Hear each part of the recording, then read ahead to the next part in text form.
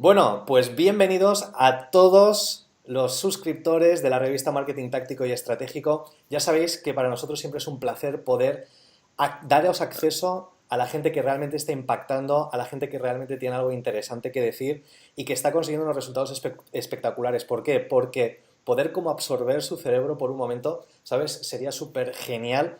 Y además hay una cosa, yo conocía con Mirza hace un año y pico en un mastermind en Texas y a mí me dejó impresionado porque estar 3 días con esa persona que ha amasado más de 9 cifras, pues es genial. Imagínate lo mucho que puedes aprender de él. Así que con vosotros, con Mirza, I just translated into Spanish that thank you for your time.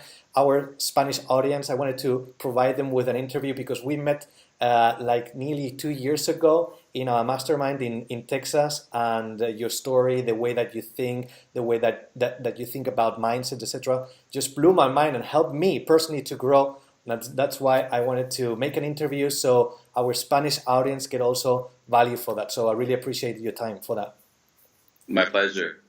So let's get right into it. I wanted to ask you something, and I know that you have a master personal net worth in the mid 9 figures, but most of the people that maybe are listening right now, they think that those figures are like out of reach. And where do you think that somebody's stuck when they can't break like a barrier, or maybe they can't break that 6 figure mark a year? Where do you think that that's the most problem there? It's a good question, and largely to do with mindset. I have I don't do it anymore, but I have my $1 billion mastermind, which is a high-end mastermind for entrepreneurs, and there's people in there at different levels. There's people in there who are earning 6 figures, 7 figures, 8 figures, things like that, and when you look at their how they operate, there's not a whole lot of difference. I mean, they all equally work hard. They all Yeah. equally are positive. They're all equally building teams and planning things out better and trying to execute their goals and things like that. So there really is no major difference between someone earning 6 figures or 7 figures or 8 figures. I mean, when you're at that stage, you're already doing a lot of things right that an entrepreneur needs to do in terms of habits and patterns and rituals and routines and things like that. But the biggest difference that I found was mindset.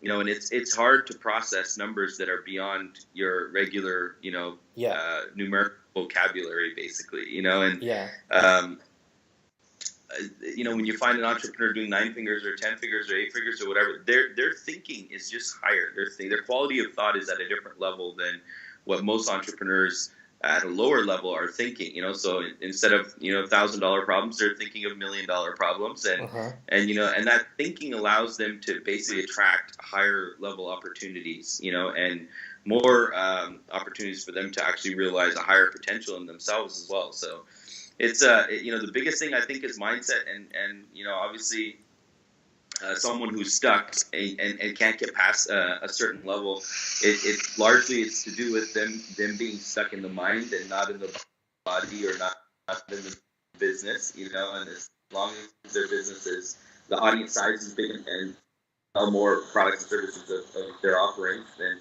it largely boils down to making their mind go past that level, and that's where what really helps with is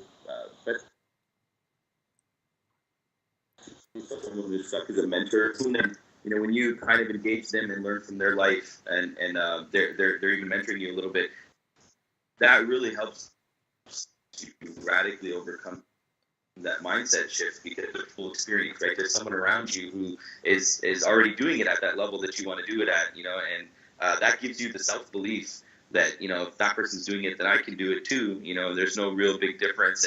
And then once you develop that mindset and that self-belief, that allows you to overcome that sticking point of 6 figures or whatever, and actually scale to 7, or scale to much higher.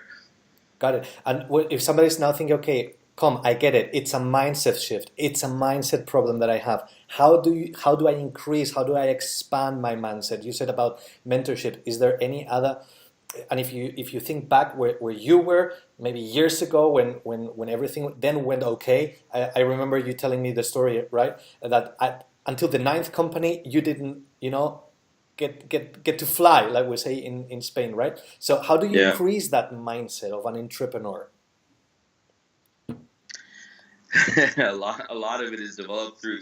So we're the sum of a couple of different things that happen in our life. We're the sum of the education that we're given, Yeah. and how the curriculum of that education. We're the sum of our parents and our upbringing. Maybe religion plays a little bit of a part, and our environment and circumstance. And so 5, 6 different things, basically, if you add them all up, that's the sum of our experience in life. So we can only process mindset wise or pick up on an energy level frequency or vibrational frequency of a certain quantity or quality, I guess you can say. And we're not lost my train of thought. We're not basically designed to be able to process more.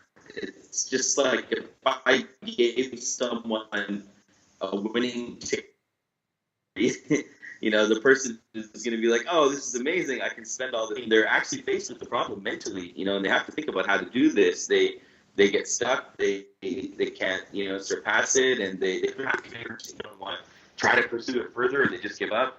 So one of the if you look at the same sum of experiences, you have to change basically how your experiences are. And I'll give you a couple of quick examples of what people can do out there to really try to improve their mindset.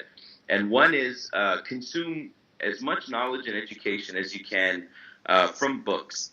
Books has always played an integral part about a human being's learning experience. And the more you can kind of escape into a book and learn about the mindsets of great people. And I mix up what I read. I read autobiographies, and then I read books on mindset. I've pretty much read everything on mindset. That helped me a lot with educating me on what the mind is capable of. Any concrete book that comes to your mind that said, okay, this everybody should read?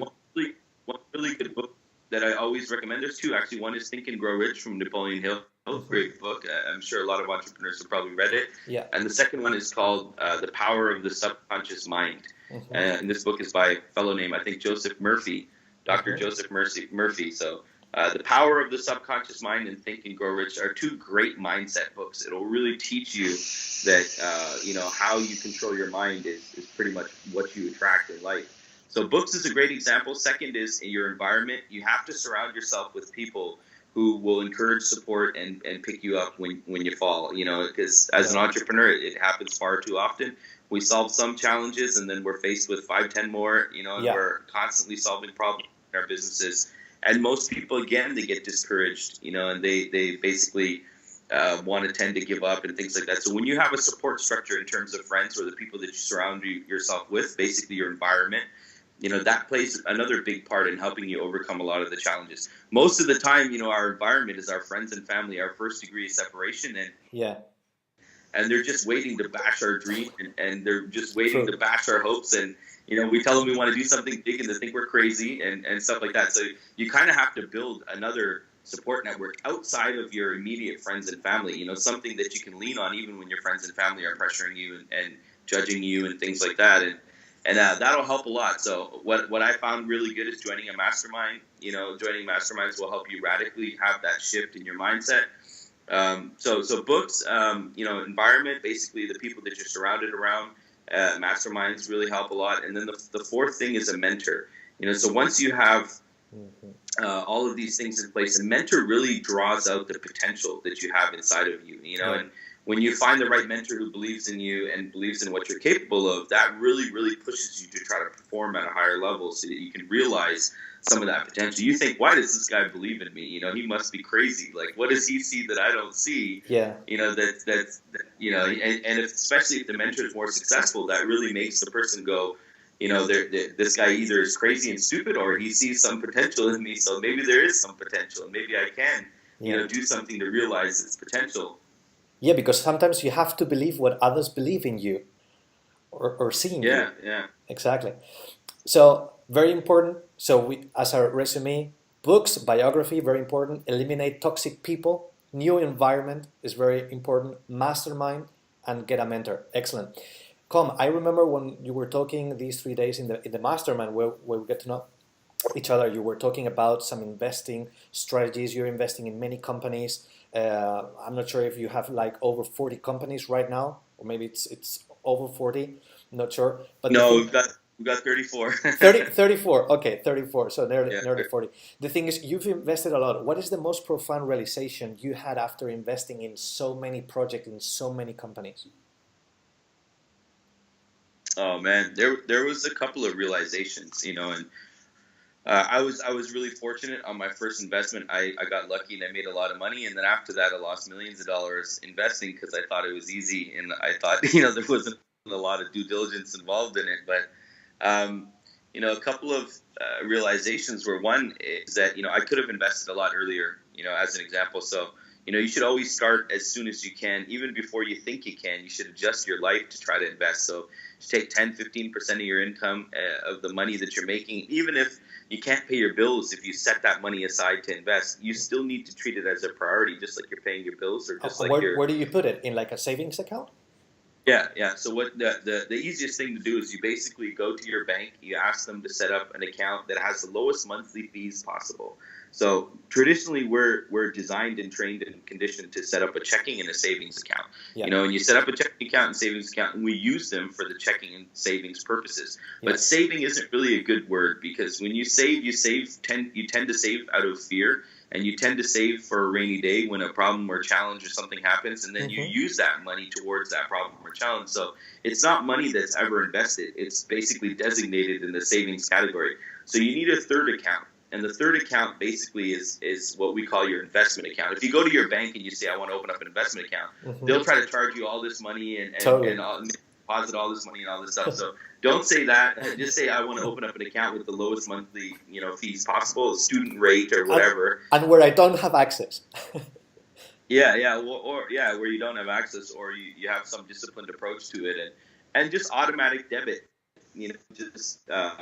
If the money comes into your checking or savings, have it automatically withdrawn, 15% of it or whatever it is, and have that, directly deposited into your other account, your basically your investment account, and have it pool up. If I did this a lot earlier, I probably would have been in a much more of a financial position that I'm in now, and obviously you learn this later, and I teach this to a lot of people in different investment courses and things that we teach, but that was one of the realizations. It's just to start early and start as quick as you can, and set up a proper foundation that you can use to try to reach the ability to invest faster. Second thing was that investing is just like business. You tend to have to get a few wrong before you learn how to get it right, and it's just like, as an entrepreneur, you have a bunch of failed companies, and then you figure out something that worked for a while, and then that stops working, and you go back to trying to figure out something else. And investing is the same way. You tend to invest across multiple things, and you figure out what works well. And another big realization is speculation when it comes to investing. Far too many people lose money because they speculate, and they think that something is going to be worth more, they can sell it for more, or and they're going to make all this amazing profit off of it, but they don't calculate, in a realistic perspective, all the risks associated with the investment. So, if there's one investment that the profit is amazing, but the risks are far too high, then sometimes it makes sense not to make that investment, and actually to be a bit more patient and find something else. And then the fourth thing, I guess, just to cap it off, is I invest into real estate a lot. I've been earning a lot of money in the technology world for, I don't know how long, and I've been diversifying. I don't believe in keeping all your assets in one place, so I've been diversifying into different real estate investments, and I actually lost a lot of money in real estate as well. I lost $28 million US in a couple of development projects in real estate, and that taught me a lot about how to successfully execute a project and what to look for, how to marginalize and reduce the risks involved in real estate. And real estate generally is a pretty safe investment vehicle. I mean, the only time you really lose a lot of money is when you did what I did, which is, try to build these big developments and things like that. But besides that, I mean, you can find a rental property, you can purchase it, and you can live off the cash flow. It's a great way for you to try to build some passive income into your life, basically. So real estate, I think, is a great bet. It's probably one of the first recommended investments for people because it's relatively stable and it's safe. And it's low risk, low reward, but at the same time, you're risking your money, your hard-earned money in the beginning. You're building some some foundation with some of your assets. So would it make sense if when you say, okay, investment in two things you mentioned important, no? Investing in real estate as an asset, and also have like your saving accounts where you get this money in order to invest one time. Would you go if somebody says, okay, like, come, I've saved $50,000 or euros, whatever. Would you go in depth with the difference in order to buy a property and to rent that? Would that be an intelligent investment? Never really makes sense to try to go in debt. It's far too expensive. I mean, at the end of the day, I mean, you could borrow money from the bank. You can put the 50K as a down payment, as long as the mortgage payment or whatever that you're making on the principal and on the interest, is cash flow positive. So a lot of people do this. They put some money down and they finance the rest, and they pay a lot of the mortgage. But the problem with that situation is that, as an example, let's say the house is $1 million, and you put some money down and you finance the rest. Probably about 60% of your payment goes to the principal amount, which is the mortgage. About 40% will roughly go to interest that's accumulated pretty much on top of it. So my property that I buy is only worth $1 million, in the marketplace, and I'm over 10 years, or 15 years, I'm paying $2 million, for that property, and the interest charges and everything, and it's not going to appreciate magically by another $1 million, and like some magical stuff happens at the right place, right time, which is very hard, and the market stays positive, and so there's a lot of factors that contribute to it, but it doesn't make sense if after paying $2 million, I still have maybe a $1.2 million property, or a $1.3 million property or something. People don't add up the carrying costs of owning it as well. So, like, you're paying your heat, hydro, your wear and tear on the property, the plumbing, heating, whatever. So if you add it up, to put yourself in a position where you have to pay more money for an asset that is not worth, what you're ultimately paying for it in true value, is a really devastating, position to put yourself in. Like, so I don't recommend doing that. What I recommend you possibly could do is you can actually raise funding for other people. You can reach out to other people who have maybe saved 50K, find a really good property, and pool your capital together, where there is no interest payment. You're just splitting the profit. So as an example, say the property was, $50,000, $1 million. I need at $50,000 each. I need about 20 people, and us 20 people can pool our money together and buy the property and cash flow it and split the money. Or if it's a fixer upper, you can buy it, fix it up, and sell it, and everybody can profit off of it pretty quickly. So.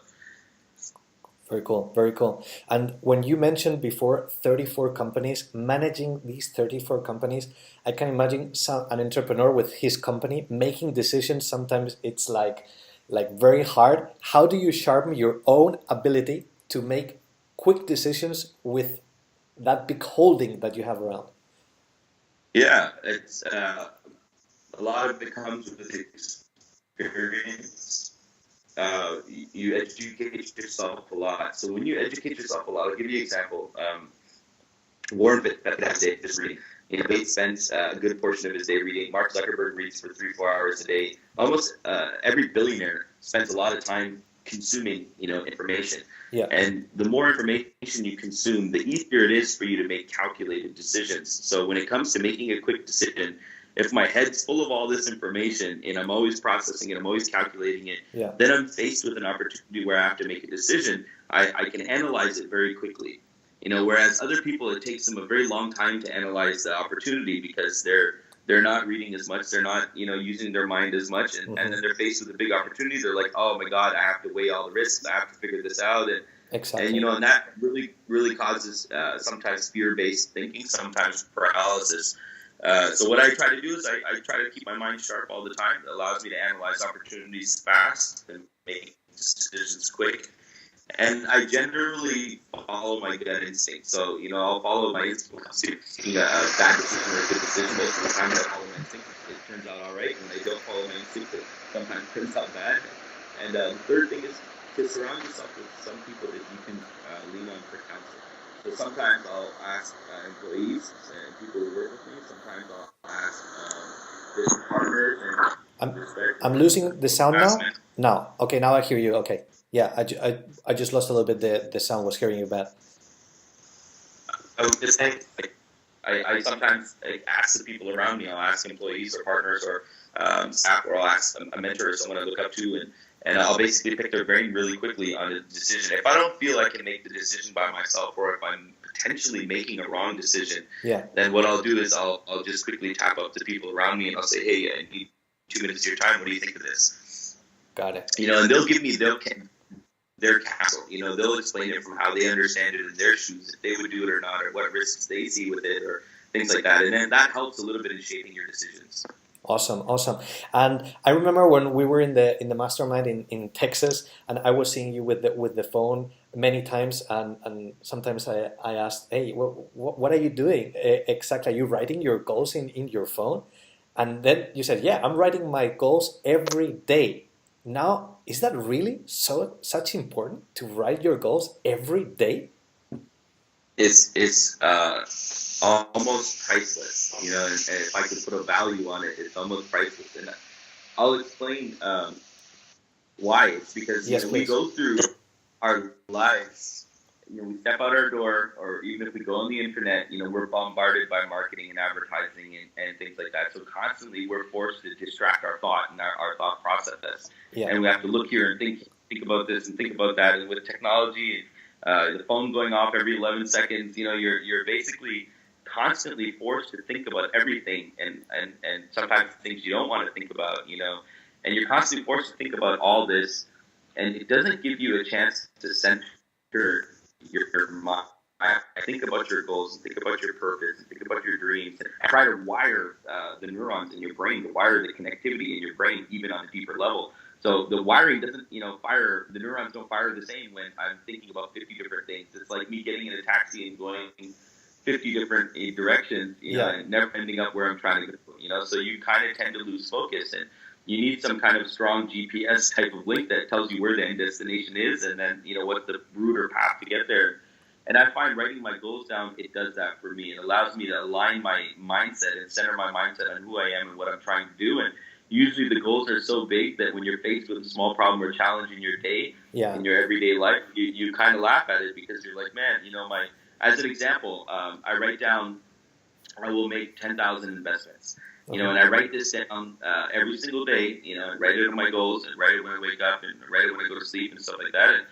And if I have a failed investment, and my goal in life is to make 10,000 of them, then I you kind of feel like you're almost on the right track. Yeah. You can't possibly have 10,000 successful investments, right? Yeah. So it kind of puts things into purpose and perspective, and allows you to overcome these everyday challenges a lot quicker and a lot faster. So that's a great tip. So because at the end, what you're doing, it's like you're training your subconscious constantly. Yeah.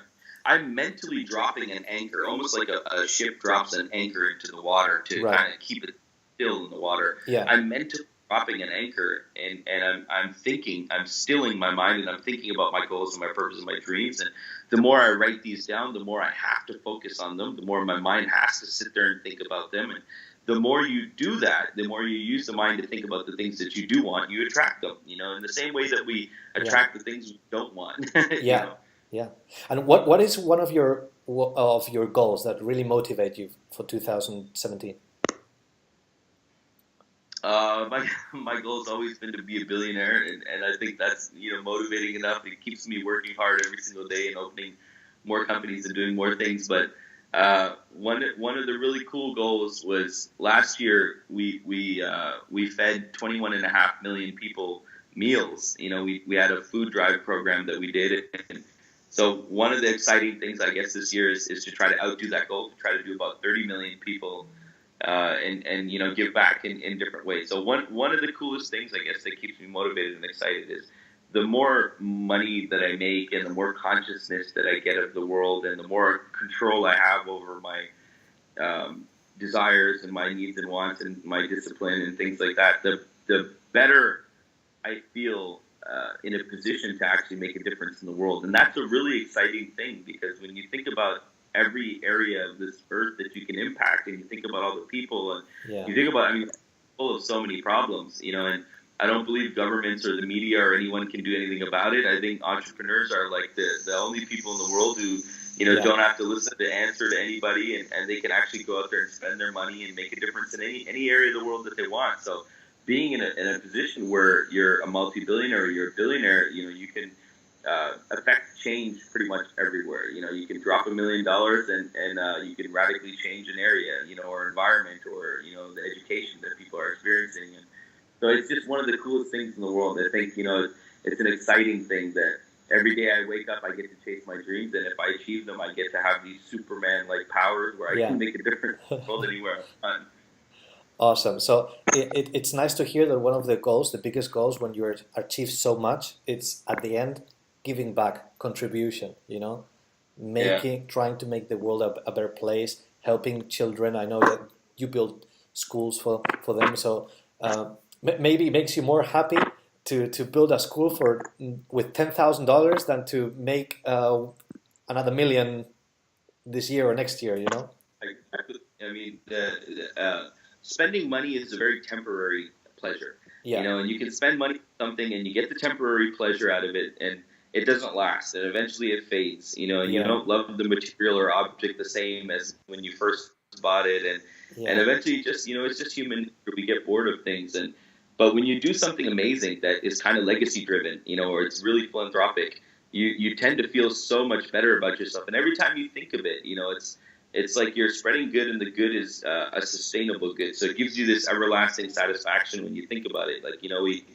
we built 5 schools last year, and when we think about the fact that we did this, you never have a sorrow look on your face or regret. You're never like, oh man, I bought this Ferrari and now I don't like it anymore or something like that. You're like, I built a school and this is awesome. All these kids are getting this education from it. And so it's kind of like one level higher than spending money. You're spending money with a purpose, and you're getting some social currency back into your life pretty much. Yeah, awesome to hear that. Con, what should have asked you that I didn't ask you that you think it's relevant?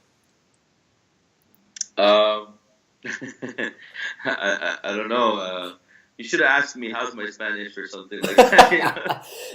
We can fix that, because if you come to Spain, maybe we spend a week here or some days doing a mastermind in the same format as it was in Texas, and then your Spanish is going to be fluent. That's true. That's true. Awesome. So one more question. Is there any CEO that you're following right now? It's a really good question. Actually, I follow I follow a couple of CEOs. I follow Bill Gates in everything that he does. I follow Warren Buffett in everything that he does. I don't follow Mark Zuckerberg as often as I'd like to, but I think he's obviously a brilliant guy, and I try to follow people who I want to emulate or model somehow in my life, and anyone who's doing something really philanthropic, and is spreading a lot of good in the world, I tend to gravitate towards learning and from those people, or fascination with trying to model, their behavior, what works for them, and things like that. Right. So yeah, I mean, but I always try to do it so far out of my reach that it forces me to grow. So I mean, Bill Gates and Warren Buffett are some pretty awesome examples. To follow. Great. Awesome. Thank you very much for these 30 minutes that we could have, that I picked up your brain, and our Spanish audience will have the translation into Spanish for this interview. I think the same way that I think that you've inspired me a lot in 2 years ago, you're going to inspire a lot to the Spanish audience, and I really hope that when you come to Spain, we could do something together, come up and bring some entrepreneurs, and have you maybe for a 1 or 2 day mastermind. That would be really awesome. That would be pretty cool, man. We'll chit chat in the future about it and see if something fits the schedule. Awesome. Yeah. Great, Com. Thank you very much. All right, man. Gracias. Gracias, amigos. Todos hermanos. Muy bien. Very good. And special with that Mexican accent. I loved it. Really love that one. Very cool.